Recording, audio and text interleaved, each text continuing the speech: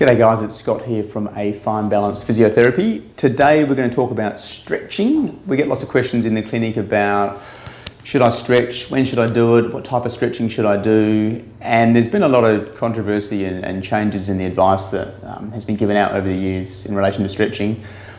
Generally, as a bit of a rule of thumb, we use dynamic stretching or movement-based stretching before you exercise. If you want to try and prepare your body for an exercise session you're about to do, it's best to include some movement in your stretching.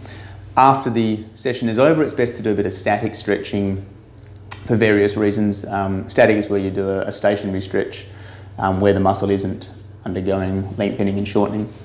An example of a dynamic stretch for, let's say if I'm going for a run and I want to get my legs dynamically warmed up, I might do some, I'm hoping you can see my legs here, to move the leg forward and backward in a running type action to get yourself prepared for the movement of running.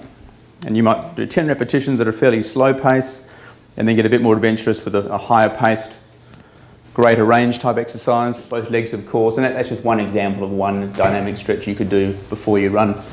A static stretch post-run for the same muscle group might be more of a hamstring stretch where your leg goes up on a bench and there's no movement involved and you're just gently leaning forwards, feeling a bit of a lengthening sensation at the back of the thigh there. The reason we do these is the dynamic stuff is to prepare the body for movement. Does it reduce injury rates? The evidence suggests that perhaps it doesn't reduce the injury rate, but it does seem to prepare your body for what you're about to do. And the reason for doing the static stuff afterwards, once again, there's not conclusive evidence that it's going to reduce the rate of injury, but there's anecdotal evidence to show that it might make you a little bit less sore post-exercise, or what we call DOMS, which is the soreness you might get a day or two after you've had a good session.